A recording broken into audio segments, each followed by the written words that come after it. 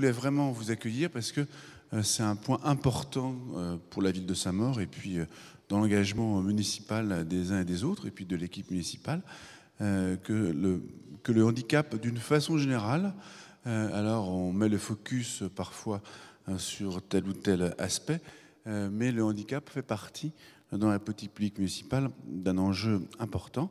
Et pour conduire cette politique municipale, j'aimerais accueillir près de moi celle qui en a la délégation, Rosa Jurado, et qui merci Rosa d'être avec nous. Donc, et qui est à l'origine de l'organisation de cette soirée et de ce forum. Et puis, je ne la vois plus. Où est-elle? Hélène Lorêtre, qui est maire adjointe en charge des affaires sociales, vice-présidente du CCAS, et qui m'accompagne dans cette démarche. Le handicap, alors là, on va faire le point 10 ans, en réalité 11 ans. Hein, on est presque, c'est la 11e année, hein, après les lois dites Bonchamp, et qui ont été ambitieuses, mais qui n'ont pas, qui en réalité, bien qu'elles ont été contraignantes, elles ont malgré tout conduit finalement à repousser encore de 10 ans un certain nombre d'éléments. C'est signe à la fois que la chose est difficile, mais signe également que le handicap, finalement, n'est pas encore au cœur de l'ensemble des politiques publiques, en tout cas pas suffisamment. Donc nous allons le voir dans un instant. Et c'est donc une jeune Saint-Maurienne, si jeune Saint-Maurienne, qui va venir nous rejoindre, Véronique Gousset, pardon, et qui va pouvoir venir nous faire un point 10 ans après cette grande loi sur le handicap. Encore une fois, multiple, profonde, parfois contraignante, pas suffisamment, ou en tout cas qui n'a pas suffisamment placé le handicap au cœur des politiques publiques en général, et on le voit pour les collectivités, même si pour le maire que je suis, pour l'équipe municipale que nous sommes, pour l'ensemble de l'équipe municipale, parce qu'il y a d'autres élus parmi nous, Marité de Picard, Claude Baillet et Nadia Lécuyer qui font partie également de tout ce pôle social, même si pour les élus que nous sommes, c'est compliqué parce que ça a un impact financier non négligeable. L'intégration en amont du handicap et du regard qu'on peut lui porter peut parfois faciliter les choses, et je crois que c'est probablement là où on pêche le plus. Ceci dit, c'est vous qui allez faire que cette soirée sera une réussite, et puis j'espère qu'il y en aura d'autres dans un forum du handicap qui, j'espère, trouvera son chemin et puis son rythme dans les années qui viennent, puisque là aussi c'est Rosa et Hélène qui en ont eu et l'idée et qui les porteront dans les années qui viennent. Alors voilà, je vous laisse. Je ne sais pas si Hélène ou Rosa voulaient dire un mot avant qu'on ait de façon plus large peut-être un point. L'une, l'autre, Rosa. Bonsoir à tous. Je veux vous remercier d'être ici. Et puis, je veux vous souhaiter une très belle et heureuse année, parce que bon, c'est encore de date, donc je le fais maintenant. Merci. Non. Donc je vous laisse à Véronique Gousset, et puis je vous souhaite une bonne soirée, encore c'est vrai, tu as raison Rosa, une joyeuse année. Merci beaucoup. Bonsoir à tous et merci d'être là si nombreux pour venir nous écouter. Et moi principalement, puisque c'est moi qui vais prendre la parole pour cette soirée, mais je voudrais d'abord remercier Monsieur le maire, évidemment, Madame Rosa Jurado et Madame Lehêtre, de m'avoir permis d'être ici ce soir et de me donner la parole. C'est extrêmement gentil, c'est extrêmement aussi important, et aussi ça montre que les handicaps, on va voir qu'il n'y a pas qu'un handicap, les handicaps sont au cœur de nos sociétés actuellement, que c'est peut-être encore un petit peu compliqué d'en parler. Et c'est peut-être pour ça qu'on est là ce soir, pour ouvrir des débats. Et c'est pour ça que je voudrais aussi vous dire que ce n'est pas une soirée, j'espère, de cours que je vais vous faire. Ce n'est pas une soirée où je vais parler non-stop pendant 1h30 et vous ennuyer et vous endormir. Enfin, ça, j'espère pas en tous les cas. C'est aussi une soirée participative. Et je vais essayer de faire que ça soit le plus interactif possible avec votre concours, pour qu'on puisse un petit peu débattre ensemble, partager des idées, ouvrir des possibilités sur ce que je vais vous dire, de ce qu'on peut dire en général sur les handicaps, en partant sur des choses assez générales, vous allez voir, pour rentrer sur la thématique que je vous ai proposée, qui est la thématique des représentations sociales du handicap. Je ne vous dis pas tout de suite ce que c'est que les représentations sociales du handicap, parce que vous allez voir que ça apporterait un biais à ce que je vais vous expliquer. Mais petit à petit, dans mon discours, on va affiner les choses en passant un petit peu d'historique, un petit peu de notions, un peu de définition, mais sans que ça soit trop pénible, j'espère. Voilà. Donc pour la première partie, je vais me présenter d'abord. Donc, je suis psychologue depuis 1998. J'ai un diplôme en psychologie du développement. Donc à l'origine, je m'occupais des enfants et des adolescents. Et puis j'ai décidé de faire une thèse. Et j'ai fait une thèse sur les troubles de l'autisme, les autismes, et sur les troubles obsessionnels compulsifs dans les familles qui ont un enfant atteint d'autisme et dans les familles qui ont un enfant atteint de TOC, de troubles obsessionnels compulsifs. Et puis à la suite de ces travaux, j'ai travaillé avec des collègues à l'INSERM, à Créteil, juste à côté, et je suis partie travailler à l'université. Donc en fait, c'est ce qui fait que je suis enseignante-chercheur, comme on dit, on appelle ça. Oui ? Je vous en prie. Trop vite, on me le dit très souvent. Bien sûr. Je vais essayer, rappelez-le-moi, si jamais je vais trop vite, il paraît que je parle très vite. D'accord, je vous regarde comme un guide. D'accord. Donc, je vous disais que je suis devenue enseignante-chercheur à l'université. Et donc, j'ai enseigné pendant à peu près 10 ans sur les troubles du développement de l'enfant, particulièrement les troubles du spectre de l'autisme. Alors, ce soir, ce n'est pas des troubles du spectre de l'autisme que je vais vous parler. J'aurais pu vous en parler, puisque ça fait partie, bien entendu, enfin, le bien entendu n'est pas sûr, mais enfin, ça fait partie des handicaps. On verra un peu ce qu'on regroupe sous le terme handicap. Non, là, ce soir, c'est plutôt une vision plus générale, générique, de ce que c'est que l'évolution de la vision qu'on peut avoir sur les handicaps en général. Donc, je vais me rapprocher de l'ordinateur pour faire passer mes diapositives. Et puis, je vous demanderai, si jamais je ne suis pas claire, si jamais je vais trop vite, de m'arrêter, de ne pas hésiter à me le dire. Ou s'il y a des questions, vous n'hésitez pas non plus. Je pense qu'on peut faire quelque chose d'assez interactif. Je vais aussi vous proposer 1 ou 2 films. On va voir selon le temps qu'on a. Et si je suis trop longue, n'hésitez pas non plus à me le dire. Parce qu'il paraît que quand je suis lancée, je ne m'arrête pas. Donc, voilà. Donc, on va enchaîner sur la notion de représentation sociale. Alors, ce que je ne vous ai pas dit, c'est que je fais de la recherche. Actuellement, je ne fais plus d'enseignement, mais je continue à faire ma recherche. Alors, je travaille sur les représentations sociales des autismes, mais aussi des handicaps. Alors, pour vous expliquer ça, je pourrais passer par plein de théories très, très barbantes, probablement. Donc, je me suis dit que la meilleure solution, c'était peut-être de vous dire, ben voilà, si on a une recherche à faire, qu'on travaille sur les représentations sociales, eh ben on va travailler comment ? Et là, je vous ai montré un exemple de ce qu'on peut faire, nous, avec les étudiants à la fac, ou nous, quand on va interroger des gens, quand on fait une enquête, eh ben on pose ce type de questions. Alors, ce type de questions que je peux vous poser aussi à vous. Alors, je m'étais dit, on en avait parlé, c'est quoi les évolutions des représentations sociales ? C'était peut-être un peu compliqué de le voir en une soirée, mais bon, je voulais quand même vous montrer cette idée de à quoi est-ce que vous pensez quand vous pensez, d'une manière générale, aux personnes handicapées. Alors, si je dis handicapées, ce n'est pas par hasard. Hein. On va voir que ce n'est pas la bonne manière, entre guillemets bonne, de parler des handicaps. Mais c'est la question comme ça qu'on va vous poser. Je vais vous expliquer pourquoi après. Alors, par exemple, peut-être qu'il y a un biais ici, puisque si vous êtes ici, c'est que vous êtes intéressé, mais oui, monsieur, à quoi vous pensez quand on dit ça ? Ah oui, ça va mieux quand même avec le micro. Oui. Les malentendants. Oui, par exemple. Est-ce que vous avez d'autres idées ?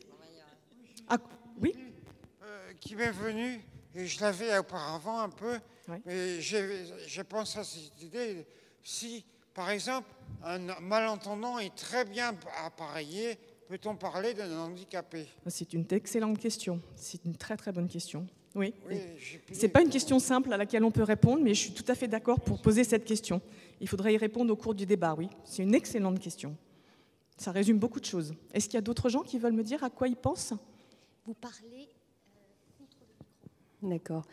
Moi, je pense, j'ai un fils autiste, mais je ne pense pas à ça. En pensant handicapé, je pense handicapé physique. D'accord. Automatiquement depuis toujours. D'accord. C'est intéressant de voir les réponses, oui. Oui, physique, mais aussi les personnes qui n'apprennent pas de la même manière que les autres. Oui, d'accord. Est-ce qu'on voit un rapprochement déjà entre tout ce qu'on... Voilà. Allez-y. Monsieur. Il y a un rapprochement qu'on peut faire déjà, peut-être, c'est la différence. On verra si ça ressort après. Il me semble que quand on pense handicap, personne handicapée, on voit tout de suite une personne à mobilité réduite dans un fauteuil. D'accord. Vous aviez compris que j'étais malentendante. Et je n'ai pas l'impression que les personnes dites sans handicap, normales, entre guillemets, pensent aux personnes malentendantes quand elles pensent aux personnes handicapées. Au contraire, nous sommes, on va dire, les laissés pour compte. Les parents parce pauvres, que c'est un handicap invisible. Tout à fait. Voilà. Je vais en parler tout dans la suite. Je ne vous donne pas si c'est la bonne ou la mauvaise réponse, si je peux dire, mais je vais vous dire. Il y a une dame derrière vous. Donc, en premier lieu, je pensais tout de suite au handicap physique. J'ai une vision de quelqu'un avec une béquille. Et aussi, je pense à des personnes qui sont immigrées et qui ne parlent pas du tout la langue du pays dans lequel ils arrivent. Et je pense qu'ils sont un peu handicapés. Handicap de communication, pour se faire comprendre. Oui, tout à fait, ouais. En fait, bonsoir, je suis Alexandre et papa d'un garçon autiste. Oui. Je pense que nous sommes dans une société normative. Oui. Ces normes viennent d'un certain nombre, notamment par l'industrie, qui nous régit un certain nombre de codes. Et moi, le handicap, au-delà de handicap physique ou mental, c'est davantage un écart par rapport à une norme que la société produit. C'est à ça que je pense davantage. D'accord. Pensez à plein de choses. C'est bien. Je pense à des personnes qui présentent des difficultés, justement, et je rejoins un petit peu ce que disait Alexandre, par rapport à une norme. Une norme, c'est ça. La normalité. D'accord. Et les personnes handicapées, voilà. Alors, toutes les réponses qu'on a eues là, c'est, je dirais, des réponses que j'appelle moi biaisées, en tant que chercheur, uniquement. Pourquoi ? Parce que, comme je l'ai écrit, et probablement ça paraîtra dans le journal de Saint-Maur, si vous êtes ici, tous, il me semble, c'est pas par hasard. C'est que probablement, tous, vous êtes intéressés d'une manière ou d'une autre, personnelle, familiale, intellectuelle, je ne sais pas pour quelle raison vous êtes intéressés par le handicap. Donc vos réponses, pour moi, sont à la fois intéressantes, et vous allez voir qu'elles ne sont pas totalement non représentatives de ce que pensent les gens en général, mais elles sont déjà très avancées. C'est-à-dire que vous donnez des choses qui sont déjà de l'ordre de la définition de ce que sont les handicaps. Ce n'est pas toujours le cas. Donc, je reprends et je vais vous donner ce que donnent les gens en moyenne. Donc, on pose ces questions et on n'a pas toujours le type de réponse que vous donnez. Je vais vous les donner après par la suite. Après, on dit aux gens, alors, les mots, je peux vous poser, on ne fera peut-être pas le tour, mais dans vos têtes, vous pouvez vous imaginer, les mots que vous avez dit, ils sont plutôt négatifs, vous les connotez plutôt de manière négative, positive ou neutre.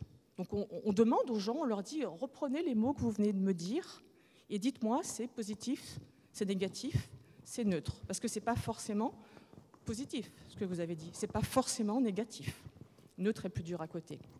Et enfin, on dit aux gens, reprenez les mots, parce que souvent les gens disent plusieurs mots à la suite, on les note dans une petite feuille, on leur dit, quel est le mot le plus important pour vous ? Voilà. De tout ce que vous avez donné, ce n'est pas forcément le premier, parce que parfois on se met à réfléchir, puis on pense à quelque chose, ah bah oui, tiens, en fait, ça c'est plus important. Là, c'est vraiment la méthodologie de recherche qu'on a, nous et mes collègues au laboratoire de Aix-Marseille, parce que c'est là-bas où je suis basée, pour travailler sur les représentations sociales. Donc je vous donne juste la méthodologie, après petit à petit, vers la fin, je vous dirai ce que c'est exactement que les représentations sociales. Je laisse un suspense. Donc, Madame nous a dit quelque chose de très intéressant tout à l'heure. Elle nous a dit, moi je pense au fauteuil roulant. Eh bien, il s'avère que si on prend les chiffres, mais là c'est en population générale, c'est-à-dire que je pense que vous n'êtes pas représentatif de la population générale, vous avez plus certainement de connaissances que les gens qu'on interroge dans la rue, on va dire. Voilà. Environ 60%, c'est quand même énorme, des gens pensent au fauteuil roulant. Bon, Maintenant, quand on réfléchit 30 secondes, ce n'est pas non plus totalement incohérent, puisque vous savez qu'on a pris ces stickers dans la rue pour les places, et que probablement c'est quelque chose qui s'est ancré dans notre manière de penser le handicap. Je pense que ça n'est pas anodin non plus, il n'y a pas que ça, mais je pense que on avancera dans la réflexion plus tard, mais je pense que ça fait partie en tous les cas des images, des représentations, peut-être pas sociales, mais des représentations, des images qu'on peut se créer du handicap. Alors, mes petits dessins en dessous, là, un peu bêtes, je les ai faits parce que, avec Rosa Jurado, on s'était dit qu'on placerait la soirée non pas sous un aspect, je dirais, triste, larmoyant, on n'avait pas trop envie, ni elle ni moi d'ailleurs. Donc à chaque fois, j'ai essayé, vous verrez, de mettre des dessins qui sont parfois pas toujours très drôles, qui sont parfois drôles, qui sont parfois un peu bêtes, mais c'est pour simplement placer le discours à un niveau qui ne soit pas ennuyeux, vous voyez, qu'on ne soit pas dans la plainte. Je pense que ni vous ni moi, on a envie d'être, même peut-être dans l'humour, pourquoi pas, une forme de dérision, d'autodérision. Je pense que c'est important de pouvoir toujours replacer un discours. Si vous avez des remarques à faire, vous n'hésitez pas par rapport à ce que je vous dis. Sinon, je continue. Alors, en général, quand on pense à une personne handicapée, on a ce type de mot qui sort. Vous voyez, perte de liberté, difficulté, pitié. On a beaucoup d'idées de manque. On a beaucoup d'idées de négatif. Et comme je vous disais tout à l'heure, on a beaucoup de cotations de mots qui sont dans les aspects négatifs. C'est pour ça que je vous ai précisé un petit peu avant que je ne voulais pas qu'on soit dans le larmoyant.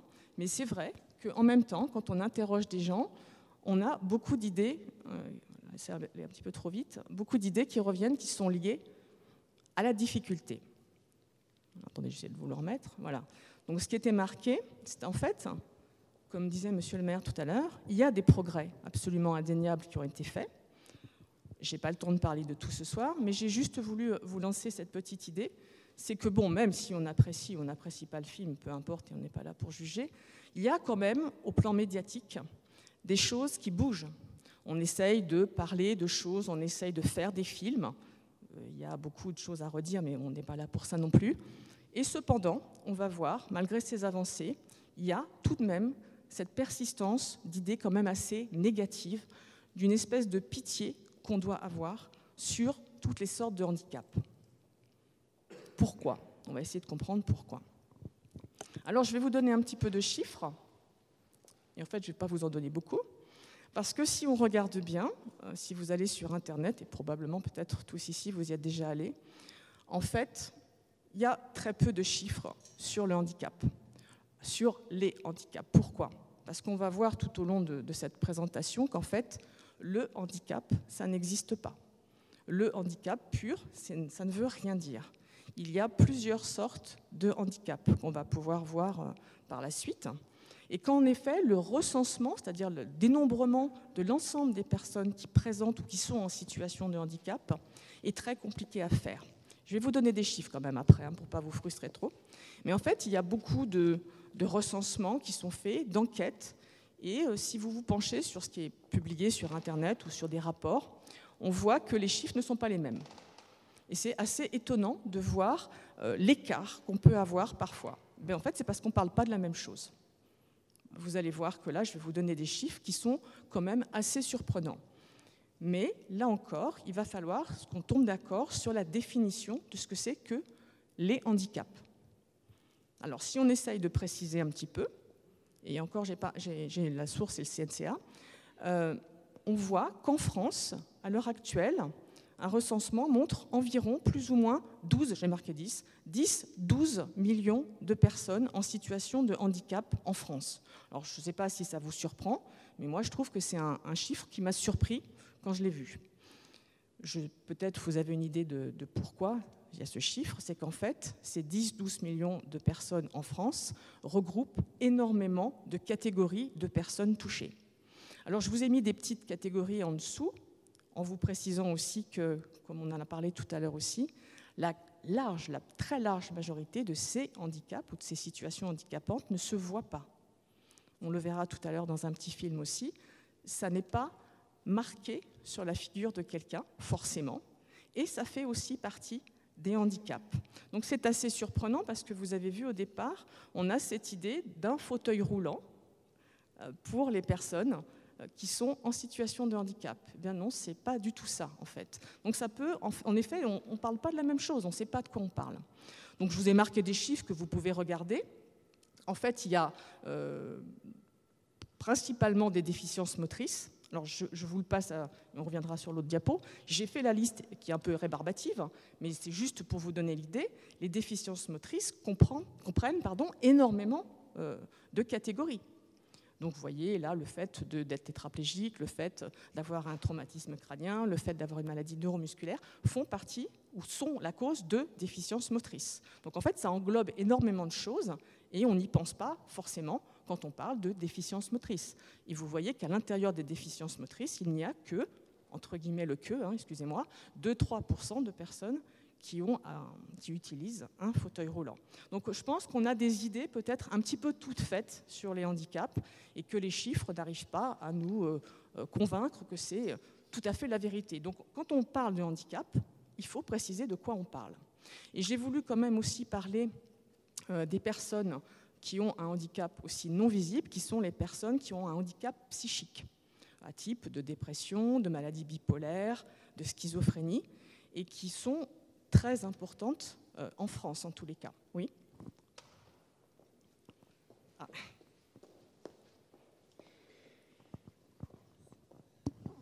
D'après vous, la dépression, c'est un handicap?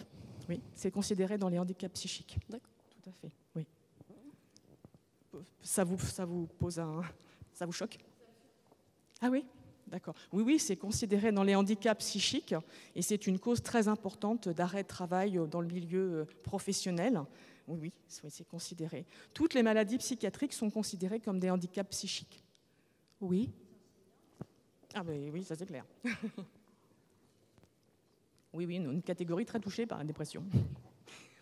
Oui. Et donc, je voulais juste vous signaler que c'est dans les chiffres que je donne, et bon, c'est juste pour vous le signaler, mais il y a une personne sur 5 qui, dans sa vie, aura ou subira un trouble psychiatrique. C'est absolument énorme. Et on sait aussi, parce qu'on parle toujours des difficultés, des handicaps, voilà, mais on ne parle pas toujours des causes, c'est une cause de mortalité absolument énorme. Et il y a une cause de passage à l'acte suicidaire très important suite à ces handicaps psychiques. Donc ce sont des chiffres qui à la fois peuvent paraître surprenants, mais qui sont malheureusement réels. Donc ça, j'ai passé, je ne vais pas m'attarder trop. Si vous voulez bien, on va rentrer un petit peu dans l'origine du mot handicap. Je ne vais pas vous faire un long historique, ça c'est pas du tout le but de la soirée. Pour après, je vais vous passer un petit film qui va permettre aussi d'échanger et de faire un peu d'air.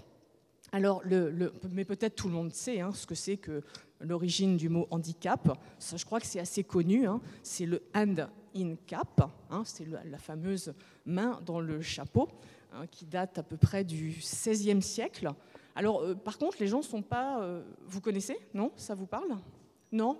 Pas du tout? Ok. Donc, j'approfondis. Oui, pour certains, oui, d'accord. Comment? C'est la main dans le chapeau. La main dans le dos. Ah, voyez. Alors, c'est ce que j'allais dire, c'est qu'il y a des versions très différentes. En fait, parce que ça date... Après, oui, si vous voulez me dire plus. Bonsoir. Moi, je suis handicapée visuelle, donc je n'ai pas vu le micro. Oui. Oui, moi, quand j'ai donc été faire ma formation à la Cannes, donc à Paris, dans le centre de rééducation, la première chose que on m'a expliqué, c'est ça. Donc le hand in cap, c'était là. En fait, c'était en Irlande, il me semble, en Écosse, oui, quand il y avait des jeux où ils étaient avec une balle. Il y avait ceux qui étaient les plus forts, enfin une balle de l'époque, mettaient donc une main attachée dans le dos sous une cape, sous un manteau, pour pouvoir être à la même difficultés que ceux qui étaient moins forts. Et donc ça venait de là. Donc moi, on m'a expliqué ça en fait. Alors j'ai une autre version. Il y a plusieurs versions en fait. Ouais, il y a plusieurs versions. En fait, je me suis rendu compte parce que j'ai cherché sur pas mal d'endroits et j'ai lu des voilà. Bref, et le handicap a priori c'est vraiment enfin bon, peu importe, c'est peut-être ça aussi. En tous les cas, c'est vrai que c'est l'origine d'un jeu. Irlande, Écosse, je ne sais pas non plus trop. Et c'est pour ça que j'ai mis le petit chapeau. La version que j'ai eue moi, c'est il y avait un échange d'objets, un troc. Et en fait, il y avait un handicapeur, c'était un monsieur qui était là, en troisième, et qui devait décider de la différence des biens. Et donc, la différence était mise dans le chapeau. Mais, toujours est-il, nous ne sommes pas très sûrs que ça soit ça. Mais, simplement, c'est pas très grave, l'idée, c'était quand même déjà, c'est ce que vous avez dit, d'une égalité. C'était déjà de faire une égalité et que les choses soient le plus égales par ailleurs. Voilà, c'était ça l'idée. Donc, voilà, on a plusieurs sortes d'explications, c'est bien le handicap. Ce qui veut, enfin, je dirais ce qu'on peut retenir, c'est de toute façon que le mot handicap, il n'existait pas en France, on le verra tout à l'heure. C'est un mot qui vient des États-Unis, enfin un pays anglo-saxon. Donc handicap, ça a été traduit, mais pas avant les années 1920 en France. Donc c'est un mot qui est assez récent en fait. Voilà, donc c'est passé après, je dirais, on fait un saut dans le temps, c'est passé après au sport, donc les sports hippique, le fait d'avoir un handicap. Donc là encore, on retrouve cette idée de chevaux. Ça vous parle, ça, les handicaps chevaux? Oui. Le golf, bien sûr, oui. Vous vouliez dire quelque chose? Dans le foot, je ne connais pas trop, mais je vous crois. Oui, c'est ça. Dans tous les sports, oui. Alors, surtout dans les chevaux, qu'est-ce qu'ils faisaient en fait? C'était l'idée de mettre les chevaux en ligne. On savait qu'il y avait des chevaux qui étaient plus ou moins bons. Et qu'est-ce qu'on faisait pour les chevaux qui étaient les meilleurs? Mais c'est rigolo parce que pensez bien à quoi ça ramène. Les chevaux qui étaient les meilleurs, on leur mettait des plaques de fonte sous la selle pour qu'ils aillent moins vite. Mais c'est rigolo quand on pense maintenant à la connotation de handicap, qui est plutôt une notion d'infériorité. Vous voyez, là, on prenait les meilleurs, on les mettait avec un truc plus lourd. Et donc, ils étaient à égalité. Non, mais pensez à ce que ça voudrait dire aujourd'hui. C'est super intéressant quand même. Donc l'origine, c'est ça. L'origine, c'est donc une égalisation, si je veux dire, des chances que tout un chacun, au départ d'une course, ait la possibilité de gagner. C'était pas mal comme idée. Donc c'est passé au sport, au golf, voilà. Et donc j'ai marqué toujours une idée de désavantage à compenser. Voilà. Bon, c'était quand même une idée assez forte pour les époques dont on parle, quand même, 16e, 17e siècle. Après 18, 19e.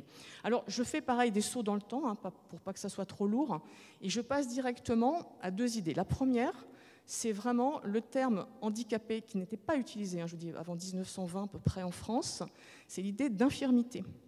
Alors, l'infirmité, je sais que ça, c'est pareil, super péjoratif comme terme, mais l'infirmité a été utilisée principalement à partir d'une loi de 1898 sur le travail, sur les accidents du travail.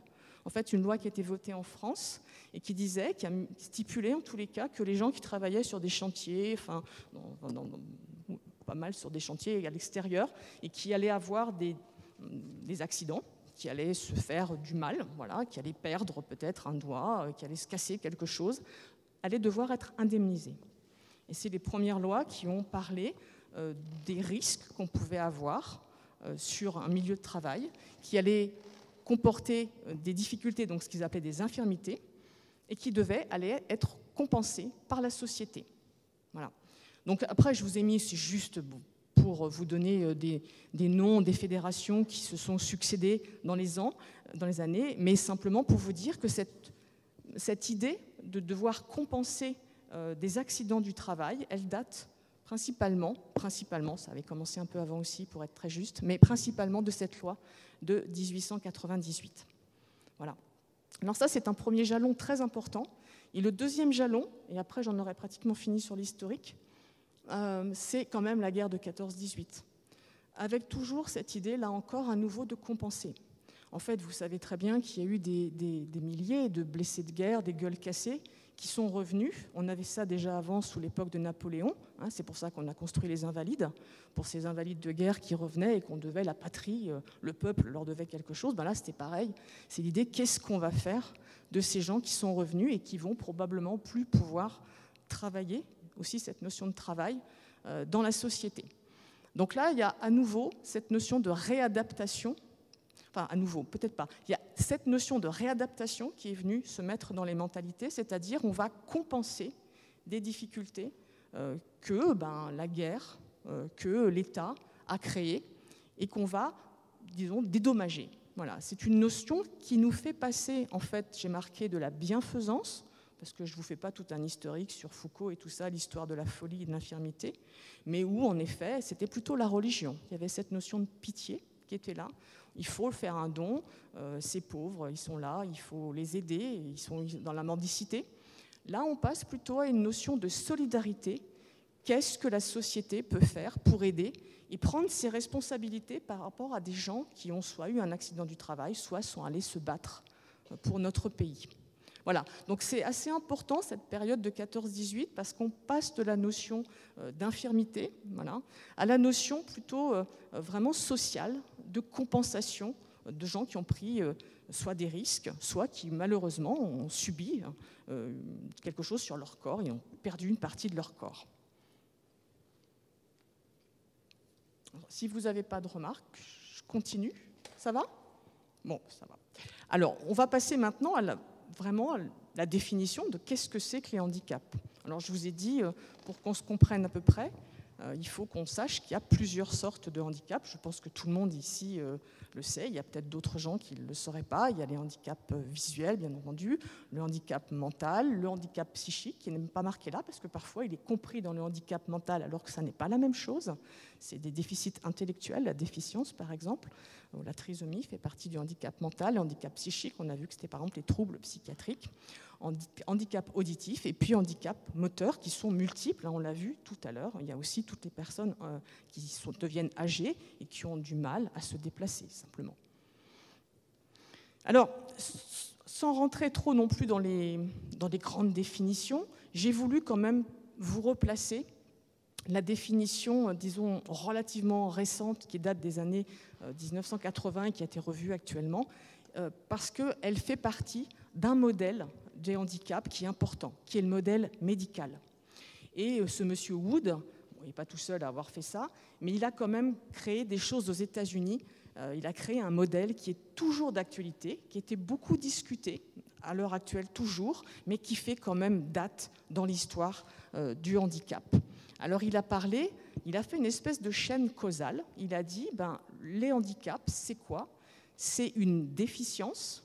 Voilà, j'ai mis bon, c'est pas très important, mais j'ai mis les petites définitions. Donc c'est une perte ou une altération physique, physiologique. Bref, c'est quelque chose quand même qui manque. Vous voyez, c'est pas anodin non plus à nouveau. C'est une déficience qui va donner une incapacité. Donc c'est une incapacité à faire quelque chose, une réduction d'une activité, par exemple dans la société. C'est pas anodin non plus, qui va créer le handicap. Donc vous voyez, là, on est sur un modèle médical qui a servi de base à l'OMS pour l'Organisation mondiale de la santé, pour dire des choses, pour poser des choses en disant c'est quoi les handicaps. Et vous voyez qu'à l'origine, on verra dans la suite que c'est plus tout à fait ça maintenant, c'est discuté, qu'on est quand même sur la notion de déficience. Il manque quelque chose. Il y a quelque chose en moins. Voilà. Bon, alors est-ce que c'est vrai, est-ce que c'est pas vrai ? Ça se discute. En tous les cas, cette définition-là a posé vraiment un jalon très important dans la manière d'envisager les handicaps. Mais je tiens quand même bien à vous dire que c'est une vision très médicale. Il y a beaucoup de médecins qui se sont basés sur ça pour avancer. Je ne critique pas non plus totalement, mais je dis ce qu'il en est dans la réalité, quoi. Alors qu'à l'heure actuelle, je ne rentrerai pas dans les débats, mais vous savez que les Québécois, les gens du Canada, sont très avancés, bien plus avancés que nous. Et donc, il y a un monsieur qui s'appelait Fougerolas, qui a fait un modèle aussi de ce qui pouvait être défini comme le lien avec l'environnement. Et actuellement, on est beaucoup plus sur un modèle environnemental. C'est-à-dire qu'on ne pense plus uniquement à la déficience, c'est-à-dire au manque de la personne. On discute sur la manière dont le sujet, l'individu, la personne, se situe dans son environnement. C'est pour ça que ce que vous disiez, monsieur, était très intéressant. Est-ce qu'une personne, en effet, qui est appareillée et qui entend bien, peut être considérée comme une personne en situation de handicap? Parce qu'il y a un exemple qui est donné. Si, par exemple, un violoniste perd 2 doigts, c'est sûr qu'il ne peut plus jouer de violon. La situation devient alors handicapante. Si c'est moi, par exemple, qui suis absolument nulle là-dedans, c'est peut-être moins grave. Vous voyez? Donc, est-ce que la situation, le fait d'être appareillé, d'avoir réadapté, est en effet quelque chose qui pallie un handicap ou pas? La question est ouverte, je ne peux pas vous répondre ni oui ni non. Par exemple, à EDF, on me faisait sortir à 15h le vendredi. À 15h le vendredi. Oui. Et je suis catholique. Oui. Et les chemins de croix commencent à 15h le vendredi saint. D'accord. Alors c'était un handicap chichi. D'accord. Oui, oui. Oui, je répète. Les personnes n'ont pas entendu. Oui, on avait décidé de faire sortir les gens à 15h pour faire 38 heures. Et c'était pour moi un handicap psychique car je suis catholique. D'accord. C'est une situation handicapante pour vous. D'accord. Alors, la situation handicapante... Et que le travail était difficile, quoi. Ah oui, d'accord. Aussi, ça se rajoutait. D'accord. Alors, fallait-il ressusciter le lundi? D'accord. C'était plus... On peut penser à ça, quoi. D'accord. Donc, en fait, ce qu'on voit bien, c'est que l'idée de médicalisation, elle a été un petit peu déboutée, si je peux dire, par des gens qui ont compris que, en fait, on va le voir dans la loi de 2005, une personne est dans son environnement, existe dans son environnement, et y est bien ou n'y est pas bien, arrive à s'y insérer, à s'y adapter ou pas. Donc l'idée, c'était de ne pas pouvoir pinailler sur des mots, c'est qu'on n'est pas, en EST, voilà, on n'est pas un handicapé, on est une personne dans une situation handicapante. Alors ça a l'air comme ça de pinailler, mais ça ne pinaille pas du tout, parce que ça change absolument tout. Voilà, c'est le jour et la nuit. Enfin, je pense que, à moins que des gens ne soient pas d'accord ici, ça peut être intéressant, on peut le discuter, mais bon, je pense que vous êtes tous absolument d'accord. Vous avez dit 10 millions d'handicapés au départ. Ça expliquerait ce grand nombre? Oui, bien sûr. Il y a énormément de difficultés auxquelles on ne pense pas, d'ailleurs, qui font qu'en effet, par exemple, des maladies aussi, des maladies organiques, des maladies cardiovasculaires, beaucoup de maladies intestinales, bref, qui font des situations handicapantes. Une difficulté de pouvoir s'adapter, comme tout le monde, j'aime pas trop ce terme, mais bon, comme tout le monde, à la société. Mais comme tout le monde, on pourra le discuter avec plaisir quand vous voudrez, parce que c'est assez compliqué. Alors voilà, ce que je voulais vous illustrer aussi, c'est parfois on ne pense pas toujours à ces situations handicapantes. Par exemple, le fait de marcher avec une canne dans la rue, par exemple, si jamais les voitures sont encore garées n'importe où et qu'on est obligé de descendre par terre, sur la voie. Là. Enfin, vous voyez, quand on est en fauteuil, je n'ose même pas imaginer, vous voyez ce que c'est que de devoir descendre sur la route si jamais les voitures sont mal garées. Les situations handicapantes, bien entendu, sont propres à chaque difficulté. Que les personnes qui ont des difficultés pour voir, bien entendu aussi, on en avait discuté dans la réunion qui préparait le forum handicap, bien entendu, elles sont... on n'y pense pas, je veux dire, on n'y pense pas. Et c'est aussi pour ça que j'ai voulu vous passer un petit film, en espérant que ça marche, pour justement, cette idée de ce soir, c'était aussi se mettre un peu dans la peau des personnes en situation de handicap, parce que c'est des choses auxquelles on ne réfléchit pas et qui sont tout autour de nous. Et on est parfois pris soi-même par des choses qui nous interpellent personnellement ou familialement. Et il y a d'autres choses auxquelles on ne pense pas. Donc je vais essayer de lancer le film.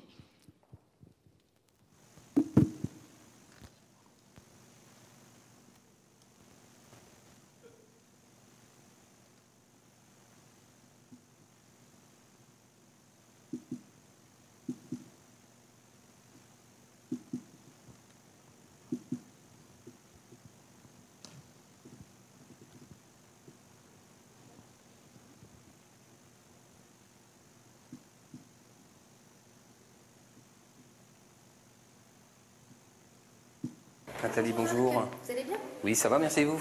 Jean-Marc Trollet est malvoyant depuis 4 ans. Une maladie génétique qui l'oblige à des exercices réguliers pour tester et réorganiser sa vision. Alors, je vais vous demander de pointer votre index droit sur la boule blanche. La boule blanche. Alors là, vous êtes en train de la chercher. Ah oui. Très bien. Dès que ça bouge vite, je ne vois plus, je cherche. J'ai l'impression qu'elle est partie très très loin. Et en fait, elle est tout proche, quoi. il va avoir un champ de perception de son environnement et de tout ce qu'il regarde, comme s'il regardait à travers un peu un trou de serrure. Aujourd'hui, Jean-Marc Trollet emmène son épouse pour découvrir sa manière de voir au sens propre.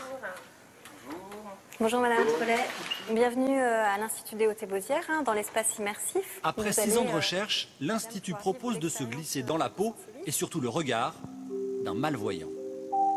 Voici en 3 dimensions la vision tubulaire provoquée par la rétinite dont souffre Jean-Marc Trollet. Alors, qu'est-ce qui se passe là? Avec une vision tubulaire, qu'est-ce qui se passe pour vous? Alors, je peux me heurter à ce qui peut être par terre, mal rangé, un mur, une porte mal fermée, là. Ça vous donne des idées peut-être pour chez vous pour, Oui, alors après, ça peut être des choses très, très simples, la couleur des nappes, la couleur des murs, qui permettent de se repérer dans la maison plus facilement. Du salon à la cuisine, en passant par la salle de bain, le dispositif permet de recréer 3 types de déficiences visuelles. Avec le joystick, vous allez descendre, on va prendre une vision floue. J'ai du mal à me repérer sur... Alors avancez un tout petit peu. L'outil doit surtout permettre aux entreprises et aux professionnels de l'aménagement de prendre en compte le handicap visuel qui touche près de 2 millions de Français. Aux décorateurs, aux architectes d'intérieur qui vont pouvoir comprendre qu'avec des petits aménagements très simples, pour augmenter le contraste par exemple autour d'un miroir dans une salle de bain, eh bien ils vont changer radicalement le quotidien des handicapés. Mais pour Jean-Marc Trollet, la ville est bien souvent plus hostile que l'appartement. Si j'avance comme ça, là je vois pas et boum. Ces nouvelles technologies s'adressent donc aussi aux élus pour améliorer nos rues et la vie des malvoyants.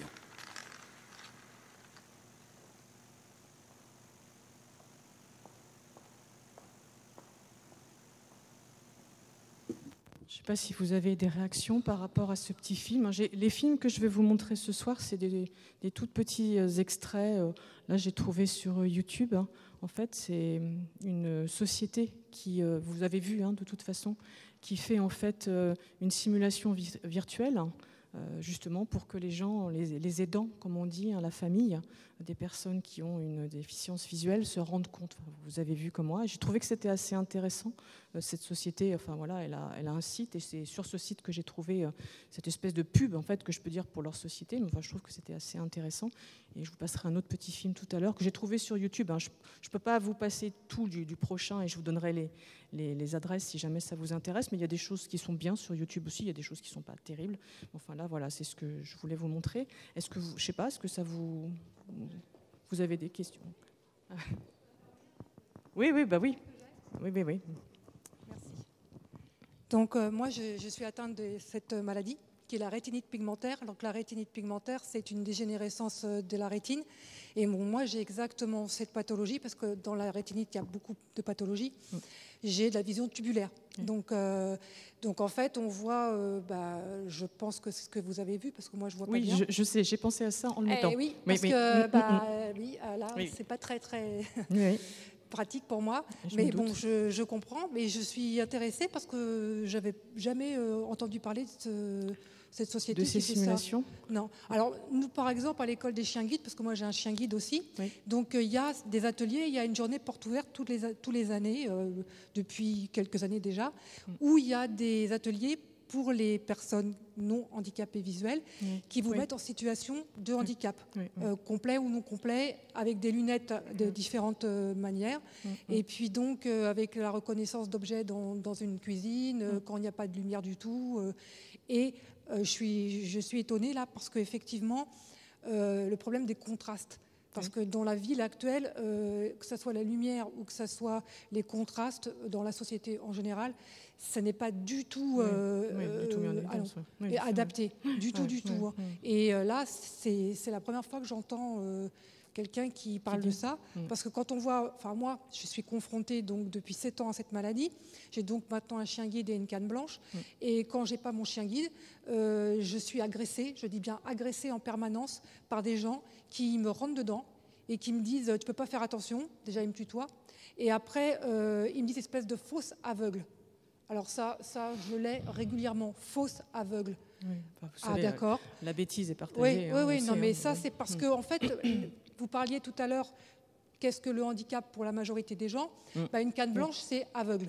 Oui, bien sûr, Voilà. bien sûr. Ça, Donc, c'est si vous certain, voyez oui. quand même au milieu et si vous arrivez quand même à mettre à prendre quelque chose ou à, je sais pas, à mettre votre clé dans votre serrure, les gens, ils vont vous dire, mais vous n'êtes pas aveugle, alors, et donc vous n'êtes pas handicapé. Oui, bien sûr. Et ce handicap-là, au niveau de mon handicap visuel, c'est vraiment, alors là, c'est exactement ça. Là, c'est très très bien montré dans le film. Hein, parce que... Oui, j'avais trouvé aussi. Ah, j'ai oui, moins vraiment, d'expérience et de compétences très, très que vous, bien. mais j'avais trouvé que c'était assez c'est bien bizarre fait, parce que généralement, les aidants ou la famille, quand vous êtes atteinte de cette maladie, que vous êtes déjà à un stade avancé où vous avez une rééducation à la canne, généralement, ils viennent avec vous parce qu'il y a un travail de fait par rapport, il y a des gestes, par exemple, un code gestuel qui est mis en place. Et il y a aussi un code au niveau des enfants ou de la famille pour justement aménager l'appartement et éviter qu'il y ait des choses qui traînent, qu'il y ait des choses par terre. Bon, je ne dis pas que c'est fait, hein, mais c'est prévu. Oui, c'est prévu déjà. Hein, moi, en fin de compte, je l'ai fait. Hein, donc, ça, c'est bizarre que sa femme ne l'ait pas fait, mais bon, c'est possible. Peut-être, hein. oui, je ne sais pas. Ouais, c'était peut-être pour le c'est but de l'émission aussi, moi, je pense. Parce que généralement, c'est prévu. Hein. Mais merci en tout cas, parce que c'est rare. S'il y a eu des choses qui vous ont choqué ou intéressé? Non, pas choqué, mais je suis responsable d'une association de personnes malentendantes. Et nous faisons des stages pour les personnes aidantes, les associations d'aide à domicile, les maisons de retraite, enfin, ou la famille. Bon. Et la première des choses que nous faisons, c'est de mettre les gens en situation de malentendants. Donc nous leur mettons des casques, des bouchons et nous leur faisons faire différents exercices en leur demandant de ressentir dans leur corps ce qui se passe. Et alors là, vraiment, leur regard sur la personne malentendante change complètement parce qu'elles ont senti ce que c'était que être malentendant. Et leur façon de travailler après est tout autre aussi. Oui, je suis complètement d'accord avec vous, d'autant plus que je pense, peut-être on en reparlera juste à la fin, que l'idée de représentation du handicap, c'est vraiment se heurter aussi. Je pense que si les représentations sociales du handicap ne passent pas si bien que ça, pourquoi? C'est parce qu'on se heurte à sa propre peur. Je pense que c'est aussi l'idée de se projeter en l'autre. Et l'autre fait peur. Ah, si jamais je devenais comme ça. Vous allez voir dans le film, on n'en verra peut-être pas tous, mais c'est quand même cette angoisse qu'à soi-même, ça pourrait arriver. Et qu'est-ce qui se passe si on pense qu'on peut devenir comme l'autre? Je pense que quelque part, il y a quand même aussi cette angoisse. Donc peut-être qu'en même temps, s'y confronter et ne pas l'éviter, et peut-être aussi une grande avancée dans la compréhension de ce que c'est que ce type de handicap ou d'autres types de handicap visuels ou physiques, en effet, comme il a été prévu pour le forum du handicap, je crois, de se mettre dans un fauteuil roulant, et vous allez le voir dans le film que j'ai fait tout à l'heure, enfin, pas moi qui l'ai fait, que je vais vous montrer tout à l'heure, que c'est vraiment, ça change tout. Je pense que oui, c'est vraiment ça. C'est se mettre à la place de l'autre, et c'était un peu l'idée que j'avais ce soir, c'est être dans la peau de... Le deuxième film sera ça aussi. Bonsoir, donc moi je suis mademoiselle Granger, maman d'un enfant avec autisme. Je voulais remercier la dame qui vient de témoigner, qui est déficiente visuelle, parce que tout ce qu'elle a dit, moi je pense qu'on a tout à apprendre de chacun, de chacune. Et tout ce que vous avez dit, madame, c'est des choses qui m'ont surprise parce que j'en avais aucune connaissance, donc je tenais à vous remercier beaucoup. Et puis madame Gousset, moi je voulais savoir si... la conférence que vous menez actuellement au sein de la salle des fêtes, là, si vous envisagez d'aller au-devant des entreprises, justement, on n'a pas fini la conférence, mais déjà le début est très intéressant. Donc voilà, je voulais savoir si vous aviez ce projet de vous déplacer au sein des entreprises, petites ou grandes, pour ouvrir un petit peu les consciences et parler de l'handicap en général. C'est très gentil de me dire ça. J'ai pas pensé à ça. Je dois dire que oui, je pense à pas mal de trucs, mais ça, j'ai pas pensé. C'est une bonne idée. Peut-être que ça doit se faire. Enfin, je suppose même que ça se fait par des gens. Peut-être ça serait même... Enfin, si, à vrai dire, je voulais travailler une période, mais en recherche, sur la notion de handicap psychique au sein des entreprises, parce que je pense que c'est extrêmement important. C'est ce que vous me disiez tout à l'heure, la dépression, oui, c'est vraiment un vrai souci dans les entreprises. Je l'ai pas fait, il y a pas mal de choses que je voudrais faire et que je n'ai pas le temps de faire. Mais c'est vrai que au niveau du lien, par exemple, avec le travail, la manière de pouvoir s'adapter à des personnes qui sont en situation de handicap sur le travail. Je pense que ça serait vraiment, mais je pense que c'est fait de toutes les façons, et je pense que ça serait encore plus important que ce soit des gens qui soient en situation de handicap, qui puissent eux-mêmes témoigner, peut-être même plus que moi, je veux dire. Je pense que ça serait, parce que c'est du vécu, quoi. Mais je voulais dire que ça existe dans les entreprises, pas suffisamment bien sûr. Peut-être ça se fait dans certaines grandes entreprises, Madame Jurado. Mais en tout cas, ça se fait, en tout cas, encore une fois, pas suffisamment. Mais dans les collèges, les lycées, on essaie de sensibiliser les jeunes, même les plus petits. Nous l'avons fait, nous, ici à Saint-Maur.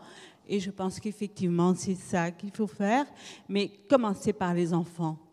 Que l'enfant ait l'habitude d'être confronté, même si le mot est fort, confronté au handicap pour pouvoir l'intégrer dans sa vie et ne pas, on va dire, éventuellement être choqué par des personnes en situation de handicap. Oui, merci. En fait, j'en reparlerai tout à l'heure dans la suite, justement, l'évolution des représentations sociales, par où ça commence à l'école, hein, de toutes les façons, je pense, ça commence des tout petits, ça c'est sûr. Bon, je ne sais pas si je suis en retard, en avance ou ne... Voilà. Oui, je ne suis pas très en avance. Donc, je vais essayer peut-être de continuer un petit peu, peut-être que je passerai qu'un tout petit peu de film, c'est pas grave. Sur la loi de 2005... Alors évidemment, ici, je ne vais rien vous apprendre du tout, je pense. Comme je vous disais au départ, je suis sur un public qui est très connaissant. Donc voilà, la loi de 2005, vous la connaissez, je suppose, tous. Maintenant, j'ai pris les chiffres, hein, comme d'habitude. J'ai cherché un peu des chiffres quand même. Alors, bon, il y a une majorité des gens qui disent... le jeu de l'enquête datait de mémoire de 2012, elle n'était pas récente là, de cette année. 70% du public qui dit connaître la loi, bon c'est bien. Et il y avait, j'ai oublié la source, hein, je pourrais chercher si ça intéresse les gens, et 89% des personnes qui sont en situation de handicap qui connaissent cette loi. Bon. Pardon ? Du public, du grand public, le tout un chacun. Non, en avoir entendu parler. Oui, voilà. Donc la connaître, non, peut-être pas, mais en avoir entendu parler. Bon, voilà. Bon, les gens disent que bien entendu c'est nécessaire, ça paraît de toute façon assez logique, je ne vois pas quelqu'un dire que ce n'est pas nécessaire, et bien entendu les personnes en situation de handicap aussi. Bon. Maintenant, les difficultés se posent quand on parle de la concrétisation de ce qu'on fait de cette loi.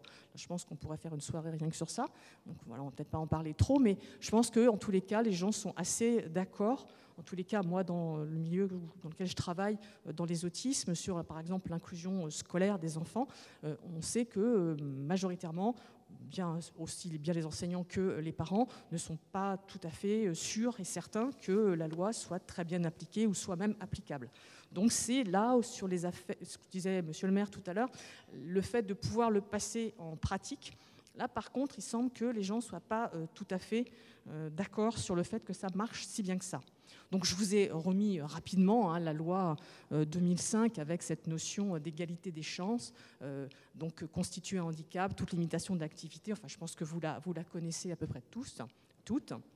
Donc en fait, c'est là, vous voyez, on commence non pas par la déficience, je vous ai fait un petit schéma après, on passe par la limitation d'activité ou restriction à la participation à la vie en société. Donc c'est là le début et non plus la déficience. Donc, je passe sur le texte que je pense que vous connaissez. J'ai voulu juste là, par un schéma, souligner la causalité qu'on avait vue tout à l'heure, qui était dans l'autre sens, avec Wood, en 80, qui partait de la déficience, incapacité, handicap. Et là, vous voyez qu'on est plutôt dans un autre sens, qui est la limitation de l'activité pour la personne. Cette limitation, ou ces limitations, sont subies par cette personne arrivant en troisième avec ses difficultés, des altérations physiques, psychiques, voilà, cognitives, qui sont donc non pas la cause, mais si vous voulez, c'est la personne qui le subit. Et la principale chose qui est à retenir, c'est en fait cette limitation d'activité, de participation sociale au sein de la société. Donc c'est ce que je vous disais tout à l'heure, maintenant on est passé sur un modèle beaucoup plus environnemental qu'un modèle médical. les deux sont liés, hein, toujours, mais la causalité semble tout de même devoir bouger, ce qui n'est pas anodin dans les esprits. Si pas d'accord, vous me dites. Hein. Alors, pour les limitations d'activité, quelles sont-elles, ces limitations d'activité? Alors là, j'ai toujours pareil, hein, j'ai fait le côté un peu rigolo, provocateur, mais on voit bien que de ce que vous dites et de ce que vous avez peut-être vécu, ce sont des limitations qui semblent provoquer. Donc on voit là le bonhomme en haut de l'escalier qui se fiche un peu de la figure de la personne qui est en fauteuil roulant en bas des marches. Et allons-y, prouvez-moi que vous êtes motivé pour venir travailler, par exemple. Donc voilà, c'est une forme de boutade, mais il semble que dans la réalité, ça ne soit pas très loin de ce qui puisse se passer parfois. Là, pareil, sur les personnes qui sont malentendantes, là, c'est marqué « Je suis sourde » en très très gros, et à côté, c'est marqué « C'est pas la peine d'écrire aussi gros, je ne suis pas aveugle ». Voilà. Donc c'est... Voilà. Donc les situations, toujours pareil, handicapantes dans la vie quotidienne. Alors avec toutes sortes de situations handicapantes, on peut être trop grand, trop petit, trop gros, on peut ne pas bien entendre, ne pas bien voir, ne pas bien comprendre. Il y a des centaines de choses, hein, comme on disait tout à l'heure, des choses auxquelles on ne pense même pas. On peut ne pas bien apprendre à l'école, par exemple. Il y a des choses auxquelles on ne pense pas, mais qui créent des situations handicapantes.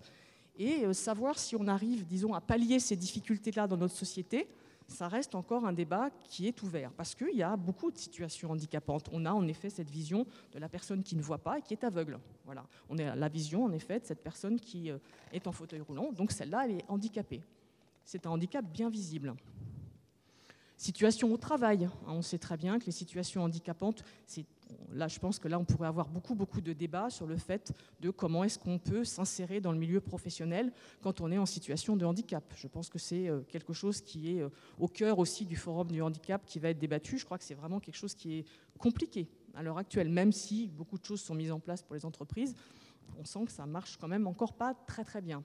Donc là, on a un patron qui dit « je ne sais pas si ça va être possible de pouvoir nous adapter », et le monsieur en face en fauteuil roulant qui lui répond « on n'a qu'à changer nos fauteuils, puis on verra bien si ça marche ». Voilà.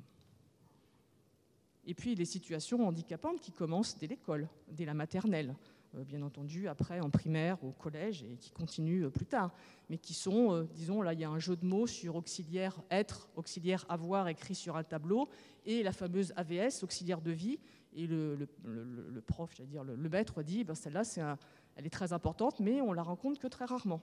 C'est vrai qu'actuellement, on vit une situation très difficile au sein de l'inclusion scolaire, où les AVS qui sont déjà là et après formés, là, ça devient très denrée rare. Donc voilà, je ne vais pas rentrer dans ce qui, moi, m'intéresse particulièrement, et je ne m'arrêterai pas, mais c'est vrai que les situations handicapantes arrivent dès l'école, dès la toute petite classe, hein, dès la maternelle. C'est juste pour faire un petit témoignage par rapport aux auxiliaires de vie. Je travaille en bibliothèque et j'accueille des classes primaires et maternelles.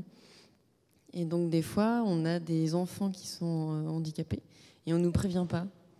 Donc nous, dans notre accueil, on ne peut pas s'adapter non plus, quoi. Et il y a des auxiliaires de vie, mais on ne sait pas qui c'est, on n'est pas présenté.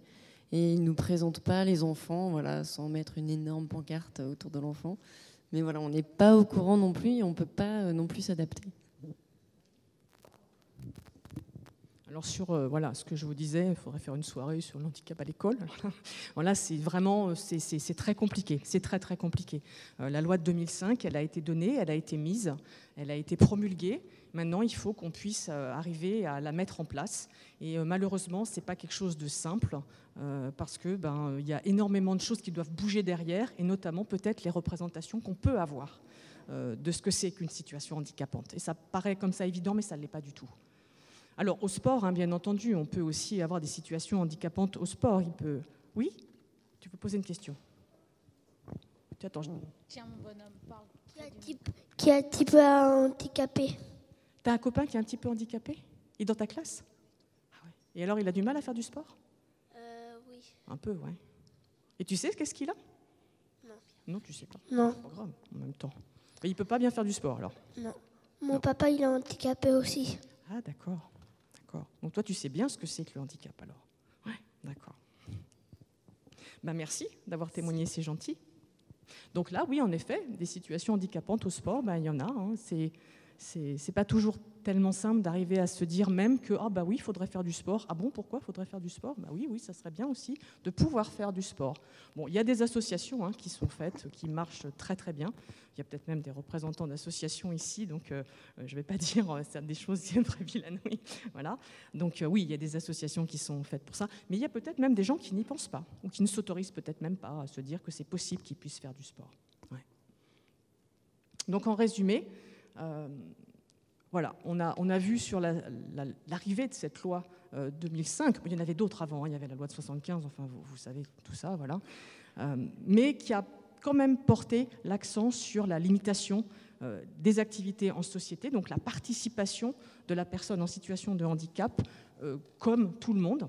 Je vous ai dit, le comme tout le monde, on pourrait en discuter pendant des heures, mais quand même, l'accent est mis avec cette loi de 2005 sur le fait que ça n'est plus uniquement la personne, c'est pas de sa faute, vous voyez, parce que quand même, tous des vieux trucs qui traînent dans la tête quand même, ah bah s'il a ça, alors, il y a beaucoup de choses qui sont là-dessus, c'est la faute, dans certaines cultures, c'est la faute de Dieu aussi, des religions. J'ai un étudiant, un doctorant, qui travaille sur les représentations sociales de l'autisme au Maroc, et je pense qu'on va faire des choses très intéressantes parce qu'il reste un aspect très interculturel de la maman dont c'est la faute si elle a mis au monde un enfant avec un type de handicap. Donc ça, je pense qu'on a été baigné avec ça pendant des années. Oui, bien sûr. C'est pas si vieux en France et ça existe toujours. Oui, j'en ai rencontré très récemment. Oui, voilà.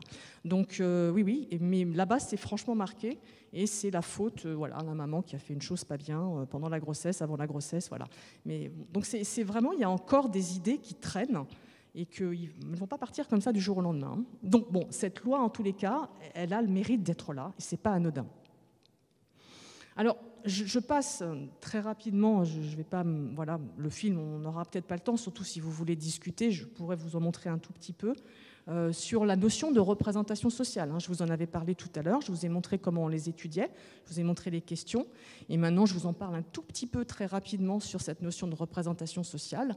En fait, je travaille dans un laboratoire qui est si je peux dire, le spécialiste des représentations sociales en France. C'est Moscovici, le monsieur en bas à droite, qui a créé cette notion. C'était un psychosociologue.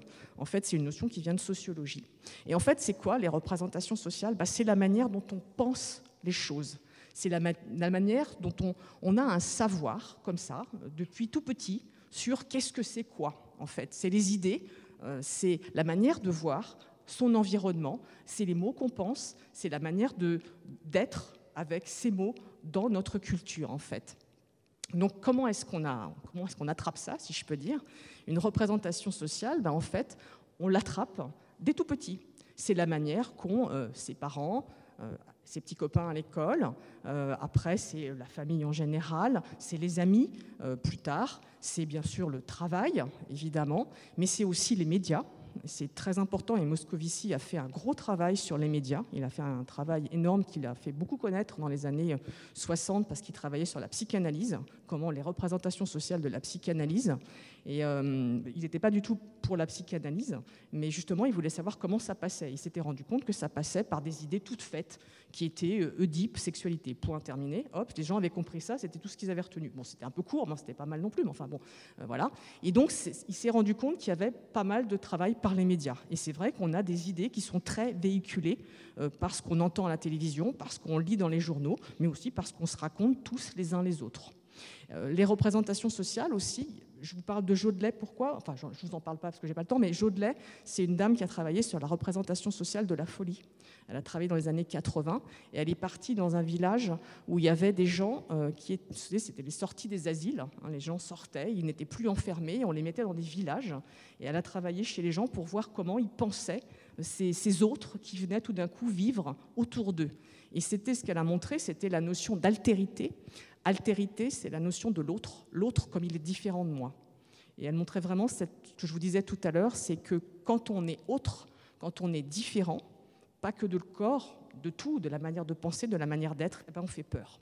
On fait peur aux autres, c'est pas dit clairement, parce qu'on n'a pas tellement envie généralement de dire qu'on a peur, mais en tous les cas, on met de côté, on met à part. Et il y a aussi un joli travail de Michel Foucault, probablement vous connaissez, qui est un philosophe, hein, et qui a écrit sur la notion de seuil, et qui travaille sur la notion d'enfermement et d'exclusion. Et sans rentrer dans les détails, avant, les fous, on les mettait à part. On les mettait loin. Et là, maintenant, ce qui est intéressant, c'est de savoir comment les gens, on va réintégrer ou assimiler les personnes différentes dans la société. Je crois que c'est le vrai débat actuel. C'est comment est-ce qu'on peut faire pour une réintégration, mais je ne sais pas si le mot est très bon, une assimilation, je ne sais pas non plus si le mot est très bon, de la différence au sein de notre société. Nous qui sommes dans une société si performante, est-ce qu'il faudrait justement que la course de cheval qu'on a vue tout à l'heure, on se mette tous à courir? Parce que je rappelle qu'on court tous dans une course. Mais est-ce que tout le monde a envie de courir? Je ne sais pas, c'est un peu symbolique, mais c'est l'idée quand même de, on met des poids, d'accord, mais on va tous courir quand même. Donc le handicap, c'est un peu ça aussi, c'est vers quoi on va. Mais ça remet en question toute la société, donc c'est très compliqué et je m'arrêterai là. Voilà. Donc les idées reçues, j'avais trouvé ça assez rigolo, je vous l'ai mis parce que c'est une petite association qui s'appelle Piétinons les préjugés. Ils avaient collé des pastilles partout dans Paris, par terre, pour que les gens marchent dessus et donc regardent. Et la représentation sociale qu'on pouvait avoir, qui est complètement fausse bien évidemment, hein, c'est les personnes handicapées, quand elles ont des enfants, elles font des enfants handicapés. C'était juste n'importe quoi, voilà. Mais apparemment, c'était pas mal de le dire, parce qu'il y avait des gens qui disaient « Ah bon, c'est pas vrai ?» Voilà. Donc il y a pas mal d'idées reçues qu'ils ont fait, je crois que c'était en 2013, quelque chose comme ça. Ils ont fait une grosse manif à Paris et ça a apparemment bien marché, avec des résultats assez surprenants de choses qu'on ne pensait pas qui étaient crues et qui pourtant voilà, avaient la vie dure. Donc, les représentations sociales du handicap, c'est un vrai travail qu'il faut, je ne dirais pas commencer parce que ça a déjà été fait par des confrères, je vous donnerai des références si ça vous intéresse, il y a des gens qui ont vraiment travaillé dessus, mais ça doit se prolonger parce que c'est en train d'évoluer, mais l'évolution est très lente, parce qu'il y a beaucoup d'idées qui sont toutes faites et qui sont encore là, qui ne peuvent pas changer. Pourtant, les représentations sociales peuvent changer. Sans rentrer dans les détails, on sait que les représentations sociales, c'est des idées qu'on a sur le monde, mais elles peuvent évoluer, par exemple, avec les apprentissages. Et comme on disait aussi, avec l'école, quand on fait des études sur les tout petits enfants, dans les classes de maternelle où il y a un petit enfant avec autisme, eh bien on sait que les enfants ne sont pas étonnés de ce qu'a le petit copain. Alors que quand on monte en primaire ou au collège, tout d'un coup, ah, c'est bizarre. Ah, il est bizarre. Pourquoi donc? Qu'est-ce qui s'est passé entre-temps? Et on a même des parents qui disent, ah, mais c'est contagieux. Il ne faut pas que l'enfant-là soit dans la classe. Donc, d'où ça sort tout ça? Et actuellement, hein, j'ai entendu encore ça, hein, on ne veut pas, hein, actuellement. Donc, d'où ces idées-là sortent? C'est ça qui est intéressant. Parce que tant que ces idées-là, on ne les aura pas combattues, je ne pense pas qu'on arrivera à grand-chose.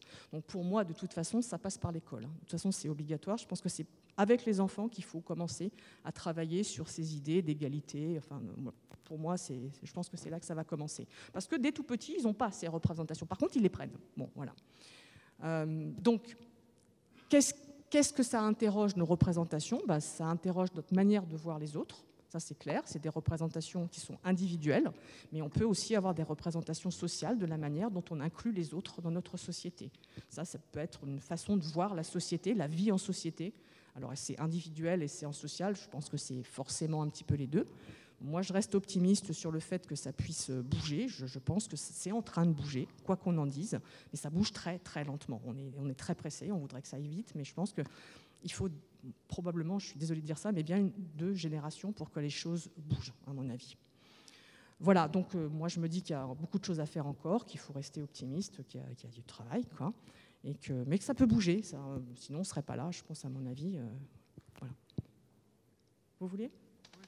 Pardon, je vais vous dire quelque chose que je devrais garder, mais j'aime bien la musique. J'ai jamais appris la musique, mais j'ai écouté des disques très jeunes. Du Bach, j'entendais les cantiques d'église. Alors, pour certains, la musique, il faut passer par le conservatoire. Et pourtant, les bases de l'acoustique, c'est plutôt de la physique. Donc, moi, j'avais fait un peu de physique et je me suis aperçu que éduquer l'oreille, c'était éduquer le cerveau aussi, le cerveau auditif. Il n'y a eu rien à faire auprès des orthopédistes. Alors, tout est cloisonné. Ils ont leurs responsabilités et rien ne se fait. Alors, je me demande où est la solidarité, quoi. Moi, je ne vais plus pouvoir écouter la musique, ça va être Et maintenant, ce qui me console, c'est Nocturne de Chopin seulement. Mais je vais oublier, j'ai vendu des CD, j'avais rien à faire avec ces CD, quoi. Alors, qu'est-ce qu'il faudrait faire? Alors, il faut suivre des cours. C'est pas évident. Faut-il attendre le diplôme d'ingénieur pour éduquer son oreille? Non, je pense pas. Non, peut-être les cours particuliers. Ça peut être. Excusez-moi, justement. Je suis professeure au conservatoire. Ah bah, vous voyez, alors là.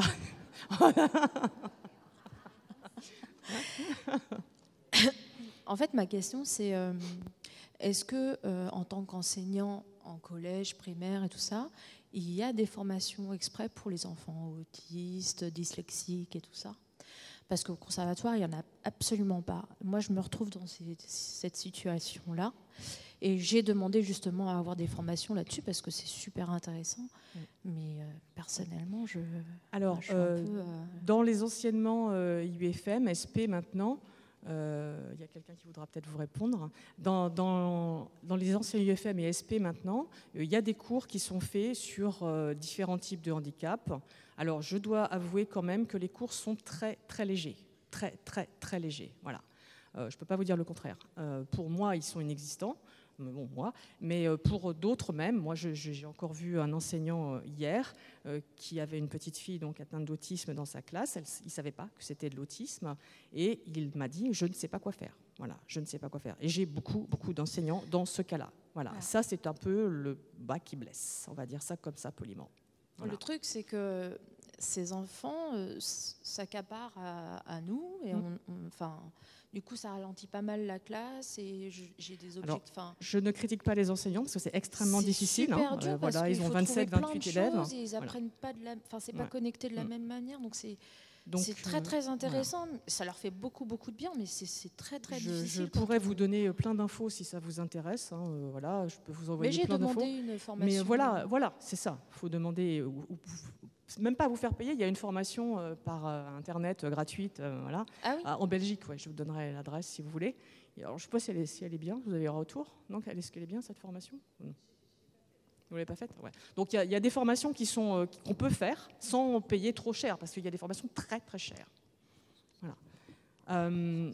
On a deux choix, c'est soit on discute, soit on met le film. À mon avis, on va discuter. Oui. Parce qu'à mon avis, je ne sais pas trop, c'est jusqu'à 9h30, je crois.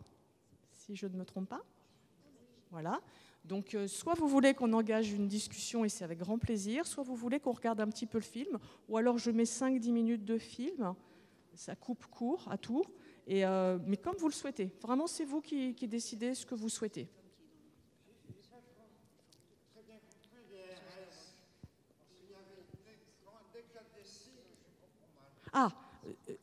Les représentations sociales. Voilà. Non, les représentations sociales, c'est la manière dont vous voyez les choses. C'est votre façon de penser. C'est votre façon de voir les choses. Quand vous pensez, je ne sais pas, justement, milieu médical, à quoi vous pensez? Je pense plutôt à un chirurgien, je pense plutôt à un dentiste. Vous voyez? C'est la manière dont on...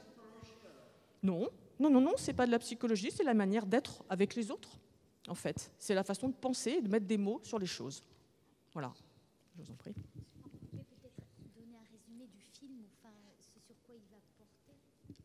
Alors, soit l'idée du film que je voulais vous montrer ou que je vais vous montrer, c'est en fait, là encore, être dans la peau d'une personne handicapée. Sauf que là, c'est une personne qui est dans un fauteuil roulant, c'est une jeune fille qui a eu un accident et qui est tombée sur une souche et qui est donc devenue tétraplégique. Et donc, elle va faire un petit film. Je pourrais même donner le lien, il y a 4 petits films sur YouTube. Et en fait, ce sont des jeunes de son âge qui vont aller dans un fauteuil et qui vont vivre la vie à Paris, par exemple, prendre les transports. Donc la première partie du film, c'est l'enfer absolu sur prendre le RER à Paris. Ça date de 2011, ce film. Voilà, donc c'est cette partie-là qui est assez intéressante. Je ne peux pas vous mettre toute la suite parce que le film dure 1h10, mais c'est très simple, ça s'appelle « Dans la peau d'un handicapé ». Et vous le trouvez sur YouTube, sur Internet. Et il y a 4 films qui font, 4 séries, enfin, si on peut dire, qui font 1h, 1h10. Voilà. Oui, c'est très intéressant. Vous l'avez vu? Ah oui, d'accord. Hein? Ouais, c'est édifiant, c'est totalement édifiant. Oui, elle est... Voilà. Donc, si vous voulez qu'on en regarde 5 minutes, c'est avec plaisir. Si vous préférez qu'il y ait une discussion, on a fait une discussion, ou si on fait tout, pas de problème. Ouais, on fait un petit peu de film.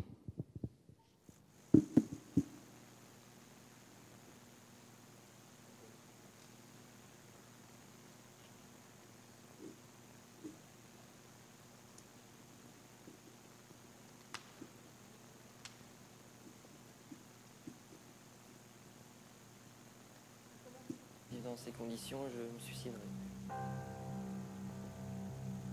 Quelqu'un qui va vous dire très spontanément, moi si ça m'arrivait, je me tirerais une balle à votre place. Si j'étais paraplégique comme vous, je me tirerais une balle. Il dit pas ça pour être blessant. Mais c'est très blessant, parce que ça veut dire que votre vie ne vaut pas d'être vécue, vaudrait mieux être mort. C'est ultra violent.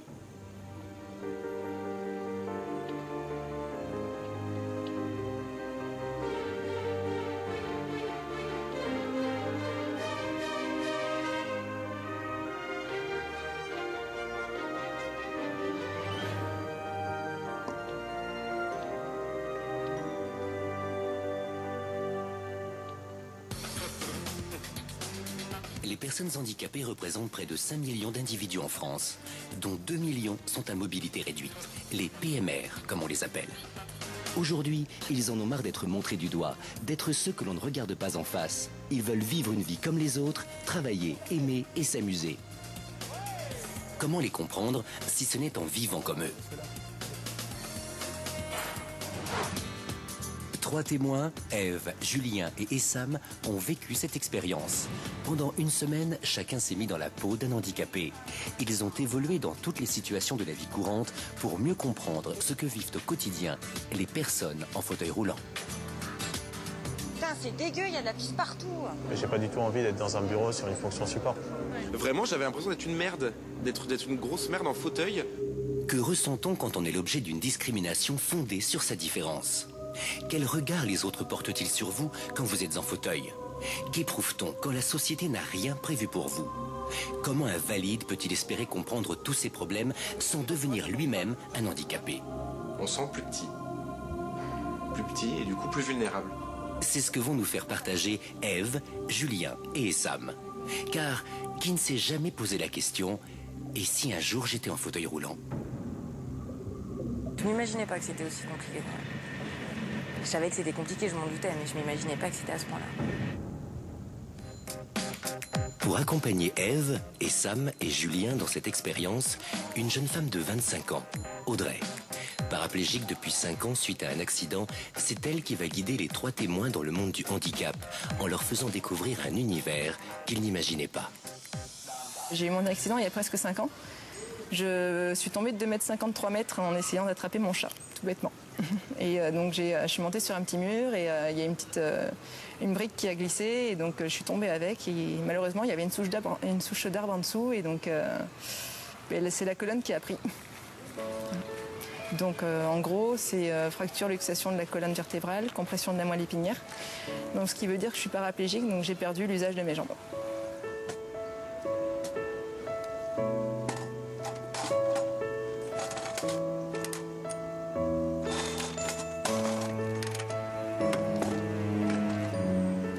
Un gros coup de vieux d'un coup. Surtout quand on a 20 ans, voilà, enfin, on pense qu'on est un peu intouchable ou voilà. On pense que ça arrive qu'aux autres et finalement, là, tout d'un coup, on se rend compte que la vie, elle tient qu'à un fil. Hein. Donc, sur le coup, on pense à plein de mauvaises choses parce qu'on ne se voit pas vivre toute notre vie comme ça. Je me suis battue, donc voilà, je me suis dit, il faut qu'on avance. Je l'ai fait grâce à mes amis et à ma famille qui ont été très présents. Et voilà, après, c'est vrai qu'on se sent changé parce que malheureusement, une expérience comme ça, ça renforce, on va dire, un petit peu, et comme on dit, ce qui ne nous tue pas nous rend plus fort. Donc, Très vite après son tragique accident, Audrey a repris goût à la vie, notamment grâce à son entourage et à ses amis qui ont toujours été présents. Quand on a un accident, c'est vrai qu'on voit tout de suite qui sont nos vrais amis et qui sont finalement juste des potes. C'est vrai que j'ai quelques amis en fait, voilà, que je pensais être vraiment des bons amis. Finalement, je me suis rendu compte que c'était juste des potes de soirée, que finalement, quand on a besoin d'aide, certains... certains vont s'éloigner et après certains au contraire on s'est vraiment rapprochés, des gens qui ont fait vraiment en sorte de me sortir aussi et de ne pas me laisser tomber. quand on a une très bonne amie qui a un accident, on a peur, c'est humain de se dire on va peut-être avoir se sentir mal à l'aise, et puis en fait pas du tout. Non, mais c'est grâce à elle, c'est parce qu'elle n'a pas montré, elle n'a jamais montré de faiblesse, elle s'est jamais renfermée sur elle-même. Je veux dire, elle a toujours montré du courage et de la force, quoi. De courage et de force, Audrey en fait preuve tous les jours. Elle habite seule et essaye d'être complètement indépendante. C'est vrai que c'est toujours un peu au début énervant de voir que tout n'est pas accessible en fait. C'est ça qui est énervant, d'être passé d'un côté où on était valide, on pouvait tout faire. Et tout d'un coup, en fauteuil, on va dire que c'est légèrement compliqué. On se sent regarder des fois parce qu'on voit un fauteuil, c'est une différence. Donc tout de suite, les gens vont des fois s'arrêter en regardant. Au début, c'est vrai que c'est un peu dur parce qu'on se dit pourquoi les gens ils nous regardent. Est-ce que c'est un côté... Au début, on ne savait pas trop si c'est un côté méchant ou si c'est un côté curiosité ou même de gêne des fois. Et bon, après, on se dit, ces personnes-là, ils vont peut-être pas savoir non plus aussi comment regarder quand on n'est pas confronté. Des fois, on ne sait pas trop comment réagir avec une personne handicapée. On va montrer à des gens valides que il y a des soucis d'accessibilité, ça c'est certain. Mais il y a quand même beaucoup de choses, il y a beaucoup de points positifs aussi. C'est qu'il faut pas, c'est pas parce qu'on est en fauteuil qu'on doit être tout triste et pouvoir rien faire. Au contraire, ce que j'ai envie de montrer, c'est que même si on a un handicap, ça ne nous empêche pas de voyager, de travailler, d'avoir une vie sociale, d'avoir une famille. C'est vraiment ce que j'ai envie de montrer. Audrey va faire découvrir le monde du handicap à 3 jeunes. Essam, Julien et Ève. Ils vont vivre des expériences dans tous les domaines de la vie courante pour mieux comprendre et ressentir ce que vivent au quotidien les personnes en fauteuil roulant. Prendre les transports en commun, aller faire ses courses, sortir en boîte de nuit ou encore draguer. Voilà ce que vont vivre nos 3 témoins. Essam a 28 ans, originaire du Liban, il vit à Paris depuis 5 ans. Être en fauteuil roulant. Ça a souvent été en fait une de mes angoisses principales, d'être handicapé, d'être diminué. Le fait de ne plus pouvoir être autonome, indépendant, faire ce que je veux. Qu'on me dise, tu peux pas. Que je puisse plus faire ci ou que je puisse plus faire ça. Et je pense que le handicap physique, c'est certainement la pire des souffrances que je puisse imaginer. Pire que mourir. Parce que j'en ai conscience. J'ai conscience du fait que je suis diminué. Et ça me perturberait, je pense. Quand je croise une personne qui est handicapée, ça me fait vraiment de la peine. À mon avis, c'est pas facile à vivre tous les jours. Le regard des autres qui se pose sur vous. Donc, moi, c'est ça qui me perturbe.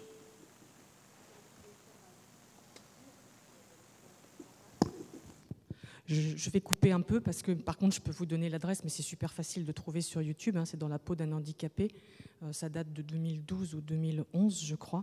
Et la suite, c'est qu'il va se promener avec elle dans les RER de Paris et il va découvrir la grande joie d'avoir les ascenseurs qui ne marchent pas, de ne pas avoir les tremplins pour rentrer dans les RER. Enfin bref, c'est des choses que probablement certains connaissent. Et c'est assez frappant. Et ce qui est assez frappant aussi, c'est de voir quand ils vont aller au théâtre ou en boîte de nuit, de voir le regard des autres. Ah, c'est même possible, c'était même pas envisageable pour des jeunes comme ça d'avoir envie de sortir, c'est tout à fait logique. Et ils racontent des situations complètement improbables, de se retrouver dans des endroits complètement cachés où on voit rien dans un théâtre, parce qu'en fait il faut mettre le fauteuil, il faut que quelqu'un reste à côté, sinon il y a un danger au cas où, donc ils voient rien à deux. Donc c'est vraiment, bon, ça fait un peu peur, quoi. Bon, on espère que c'est pas comme ça tout le temps, mais de ce qu'ils disent, on a vraiment l'impression que c'est du vécu. Voilà, c'est ça. Voilà. J'essaie de donner une notion d'optimisme, mais bon, voilà, voilà. Donc oui, voilà, le cinéma, voilà. Donc je voulais juste, si certains sont intéressés, mais j'ai des références de bouquins ou de sites. Il faut encore évidemment... Oui. Ah, moi, si vous le mettre sur le site, ou je sais pas, comme vous m'envoyez un mail si vous voulez. Oui, je vais vous donner mon adresse mail si jamais il y a des gens que ça intéresse. Donc c'est Véronique sans accent, .gousse, parce que mon nom c'est Gousset, G-O-U-2-S-E, @free.fr. Et je peux vous l'envoyer si vous voulez. J'ai aussi des références. Là, bon, je me suis beaucoup servi de Steiker. C'est vraiment un monsieur qui a fait un livre très, très, très, très enrichissant. C'est la 3e édition qui vient de sortir et c'est vraiment totalement mérité. Mais sinon, il y a des bouquins qui sont à la bibliothèque. Je suis allée un petit peu lire à la bibliothèque et ces bouquins-là, ils sont. Ou des sites aussi. Mais bon, je pense que voilà, j'ai un public qui est plutôt assez averti, donc j'imagine que ce sont des choses que vous savez. Donc voilà, je veux vous remercier pour votre attention. Et puis peut-être si vous avez des questions ou des remarques, voilà, je suis à votre disposition.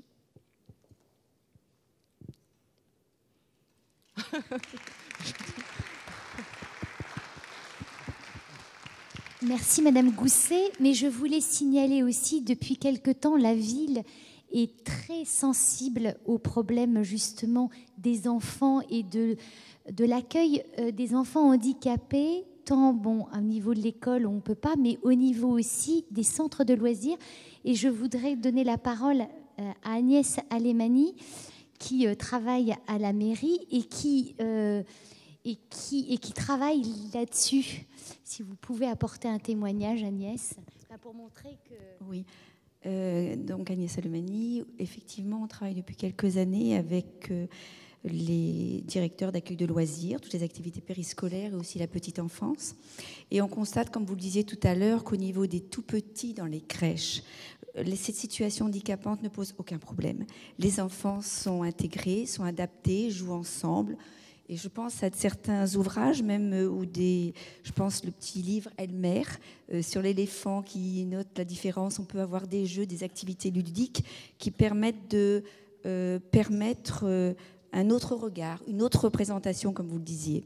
Peut-être que dans l'évolution, au niveau de l'âge, ça pose quelques problèmes dans la mesure où la différence peut porter un regard autre. Et ça, les pistes que vous avez données sont très intéressantes. Et je pense que si on pouvait, avec le travail partenarial, avec l'éducation nationale aussi, puisque former les enseignants, comme vous dites, oui, mais nous former, nous, parce qu'on a besoin d'apprendre, toujours. C'est difficile, chaque situation est différente. Et quand on travaille avec les collègues, les directeurs d'accueil de loisirs, à chaque fois, on se pose des questions différentes. Il faut innover, il faut créer, il faut rechercher. Et surtout, je dirais, il faut faire avec les parents.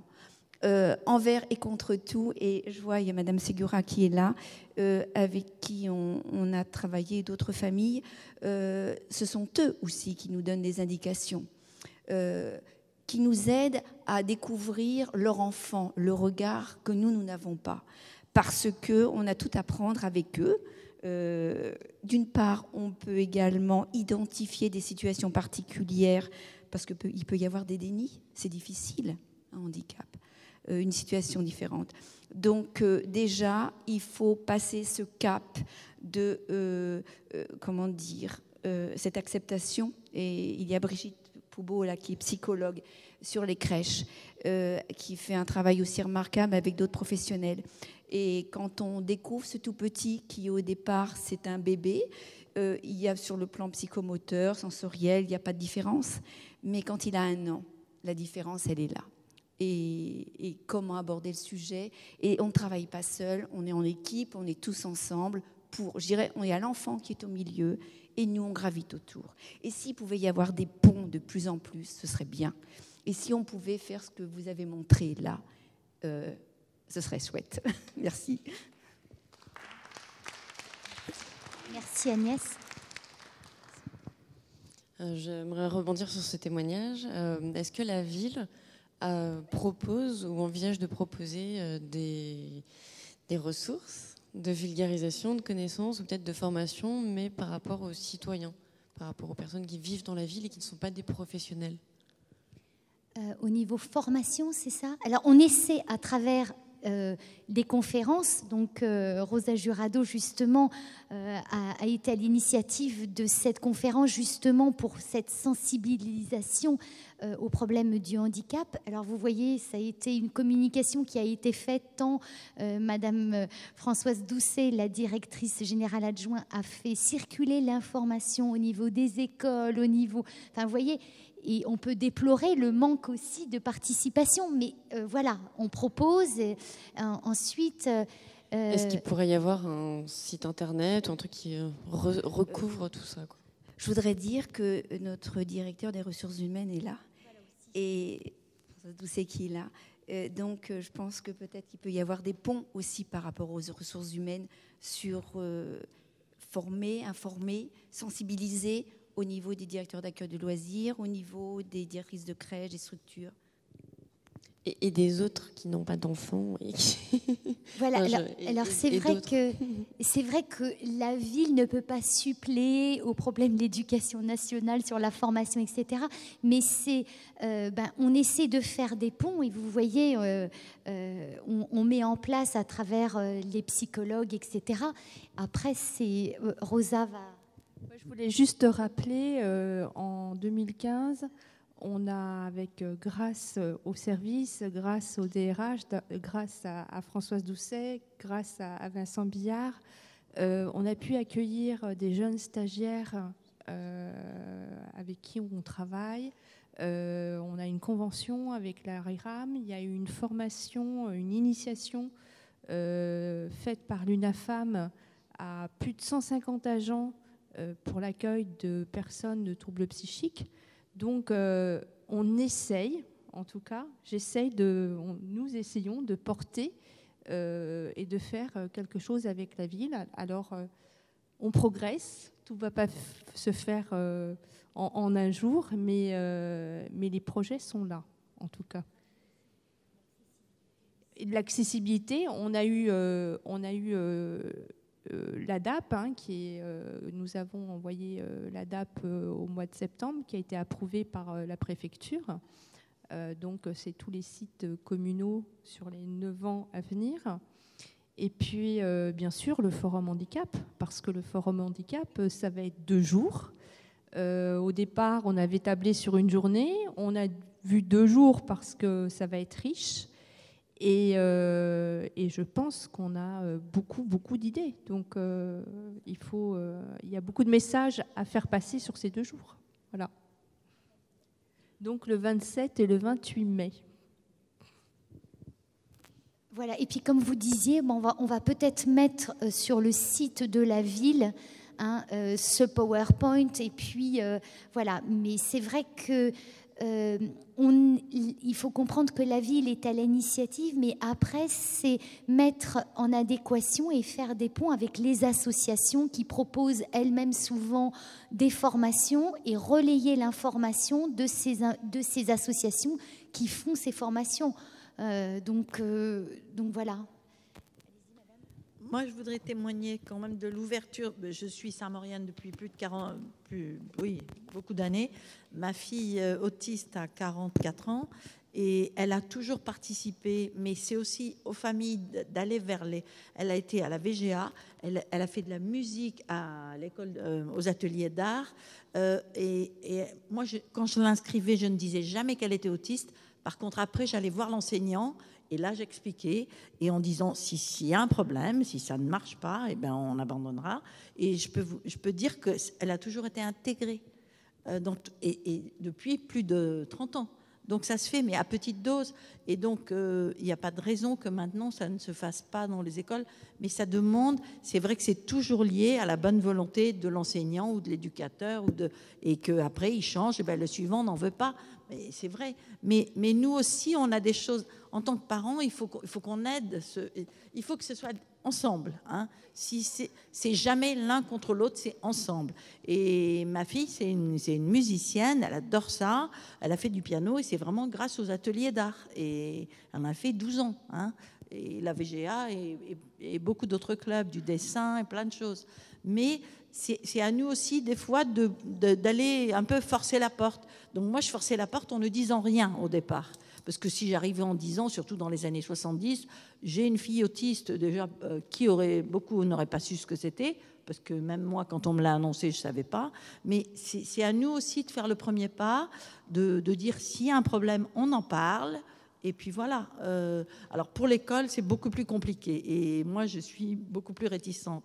Parce que l'instituteur qui a 27 élèves, je ne sais pas comment il peut s'occuper. Moi, quand je sais tout ce dont ma fille a bénéficié dans la petite enfance, dans un établissement très spécialisé sur l'autisme, je ne pense pas qu'un instituteur avec 28 élèves peut faire ça. Moi, je suis très réservée sur ça. Même avec l'AVS, voilà. Ben oui, mais ils sont ensemble. Ils sont dans la même classe. Bah oui, il n'y a qu'en France qu'on fait ça. Ah oui, mais en France, oui, mais mais non, c'est sûr. Vous parlez comme si c'était. C'est pas comme ça que ça doit se passer. Oui, on inscrit son enfant autiste à l'école et l'école amène les professionnels, doit normalement faire que l'enfant soit dans une. On crée une classe pour lui. Oui, en Italie en théorie. et partout mais dans partout, le monde. Mais en France, on ne le fait pas. Dans les pays anglo-saxons, mais en France, France, ça n'existe pas. Avec un instituteur non formé, avec 30 enfants. C'est pour ça que mais on doit mettre tous les enfants à l'école. C'est un scandale en France. Il y a 80% d'enfants non scolarisés qui sont autistes, alors que dans les autres pays, c'est l'inverse. Oui. Dans tous les autres pays du monde. Et oui, on le sait. Mais on est attaqué par tout le monde, donc il ne faut pas dire ça. Oui, mais l'éducation nationale, comment on l'a fait bouger? C'est ce qui vous arrive à vous, mais il faut changer ça. Comment on l'a fait bouger? Bien sûr, il faut changer ça, et très vite. C'est sûr. Juste, il faudra faire une soirée sur ça, je pense, parce que là, c'est un sujet à part entière. Ouais, à votre service. Moi, je voudrais juste apporter un témoignage, c'est qu'à Saint-Maur-des-Fossés, il y a quand même un tissu associatif assez important. Nous avons notre association Apogei et Apoi, nous avons des établissements sur Saint-Maur. Donc, pour créer ces ponts qui peuvent exister entre l'institution, c'est-à-dire la mairie, et que ce soit l'IMO des Bords-de-Marne ou les foyers de Saint-Maur ou la masse de Saint-Maur. Donc, il y a quand même des ponts et qu'on souhaiterait que la mairie puisse, je dirais, impulser sous l'autorité de Madame Jurado ou vous-même, voilà, d'impulser ce mouvement-là. Au-delà de ça, je pense que pour les parents qui sont investis dans la cause associative, nous savons que dans nos établissements, par exemple, on raisonne en termes de projets personnalisés pour la petite enfance et on raisonne en termes de parcours de vie, c'est-à-dire la petite enfance, effectivement, le taux d'encadrement est quasiment 1 pour les orthophonistes ou psychomotriciens ou d'autres éducateurs. Après, plus l'âge avance pour la personne handicapée, plus le taux d'encadrement diminue. Donc c'est là aussi un autre levier, je dirais, pour les institutions, pour pouvoir aider les établissements à pouvoir faire face à cette demande. Et nous, dans nos établissements, donc, on raisonne en termes de projet de vie. C'est-à-dire, on est ado, on devient adulte travailleur dans les établissements type ESAT. Et puis ensuite, penser aussi à la retraite et à la vie, je dirais, d'après. Donc le combat, il est très large. Oui, il est très large, c'est sûr. Hein. Il y a énormément de choses à faire, à discuter. Là, c'était vraiment un début, en fait. Hein. C'est une première. Mais c'est sûr que la retraite, c'est absolument certain. C'est des sujets tout à fait capitaux. Je vous laisse peut-être clôturer la soirée. Merci. Je vous remercie tous. J'espère que cette conférence, en tout cas pour moi, elle a été... même si je connais le handicap et je connais un peu ce monde, et c'est pourquoi je suis là avec vous. Je tiens à vous remercier parce qu'on avait choisi le thème ensemble, en fait. et vous l'avez amené avec beaucoup de fraîcheur, en fait. Voilà.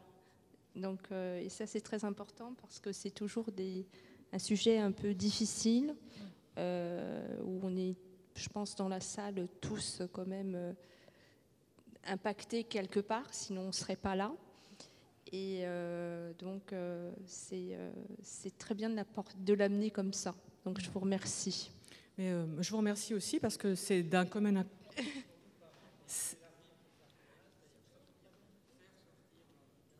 Voilà. Et puis si essayer de l'aborder d'une manière, c'était vous qui me l'aviez dit, on était d'accord sur ça, d'une manière qui soit pas triste. Et pour moi, c'était très important de le faire comme ça. Et vous êtes vraiment la personne adéquate. Merci. Gentil. Merci beaucoup à tout le monde d'être venu. Hein, c'est très gentil.